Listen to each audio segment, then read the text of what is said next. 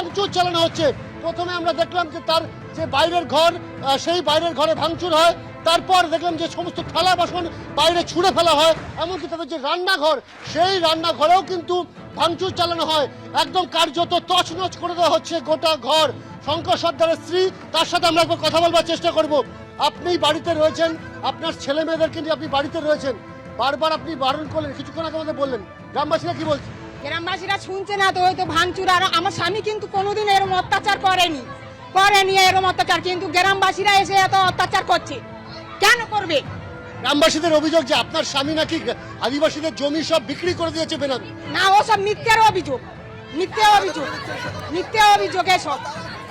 বলছে যে সিরাজ শেখ, অভিজিৎ মাইতি এবং আপনার স্বামী বলছে জোরপূর্বে বিজেপির তরফে বলছে, হ্যাঁ বলছে। আমরা দেখতে পাচ্ছি যে সন্তানদের নিয়ে কিন্তু কার্যত বাড়িতে অসহায়, পুলিশও কিন্তু এখন এসে পৌঁছয়নি। পুলিশ গ্রামবাসীরা, আমরা দেখতে পাচ্ছি গ্রামবাসীরা কেন এই ভাঙচুর চালাচ্ছে, তাদের মুখ থেকে তাদের অভিযোগ একবার শুনে নেবো।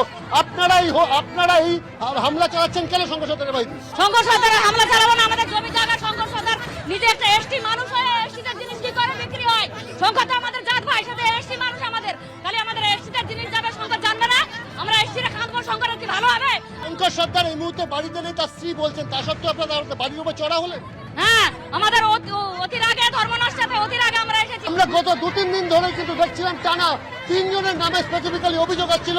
তার মধ্যে একজন শেখ সিরাজউদ্দিন, একজন শঙ্কর সর্দার এবং অবশ্যই অজিত মাইতি। প্রচুর মহিলা পুলিশ ফোর্স নিয়ে আসা হয়েছে। তারা এখানে এই যে উত্তেজিত গ্রামবাসী মহিলাদেরকে তারা একত্রিত করে এখান থেকে বের করে দেওয়ার চেষ্টা করছেন। মহিলা পুলিশ দিয়ে কিন্তু তাদেরকে সরিয়ে নিয়ে যাওয়ার চেষ্টা চলছে। আপনারা এখানে ভাঙচুর চালালেন হঠাৎ করে কেন? আমি হাতে দেখেছেন আমার ফটোকে, আমি এমনি লাঠি নিয়ে দাঁড়িয়ে আছি। আমরা কথা বলবো।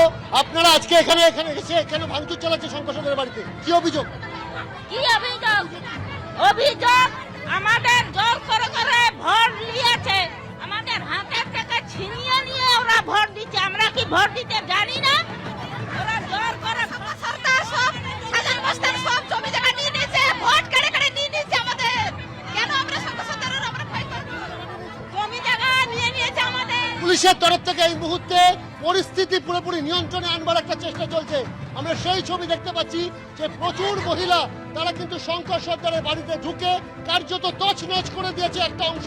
আমরা সেই ছবি দেখাচ্ছি যে প্রায় দীর্ঘক্ষণ আগে কিন্তু তারা রওনা দিয়েছিলেন পোল পারে কলাগাছির যে বাঁধ, সেই বাঁধ ধরে। বাঁধ দিয়ে যখন তারা আসছিলেন, তারা কিন্তু তখন থেকেই কিন্তু উত্তেজিত ছিলেন এবং তারা পরিষ্কার বলছিলেন যে এই সমস্ত মহিলাদের দাবি ছিল শঙ্কর সর্দারকে অবিলম্বে গ্রেপ্তার করতে হবে। তার কারণ শঙ্কর সর্দার তিনি কিনা অজিত মাইতি এবং সিরাজউদ্দিন শেখদের সাথে মিলে আদিবাসীদের প্রচুর জমি, সেই জমি কিন্তু দখল করেছেন। এবং তোমাকে দেখাবো আরেকবার ভাঙচুরের অবস্থাটা। প্রথমে কিন্তু আমরা দেখলাম শঙ্কর সর্দারের যে ঘর, এই ঘরে কিন্তু ভেতরে ঢুকে যান মহিলারা। এই সমস্ত যে থালা বাসন সেগুলো বাইরে ছুঁড়ে ফেলা হয়। এরপর আচমকা তার স্ত্রীকে জানতে চাওয়া হয় যে স্বামী কোথায়। তার স্ত্রী যখন জানায় যে শঙ্কর সর্দার বাড়ি নেই, তখনই দেখা গেল পাশে যে চুলাঘর অর্থাৎ রান্নাঘর, সেই চুলাঘর এবং রান্নাঘর এবং তার সংলগ্ন যে ঘোড়ার ঘর, সেই ঘরের মধ্যে ঢুকে পড়ে এবং একদমই অনির্বাণ, সেই ছবি সরাসরি আমরা দর্শকদের দেখাচ্ছি যে একের পর এক শাসক নেতা অজিত মাইতি, বিনয় সর্দারের পর এবার শঙ্কর সর্দার তার বাড়িতে ঢুকে রীতিমতো ভাঙচুর চালাচ্ছেন ক্ষিপ্ত গ্রামবাসীরা।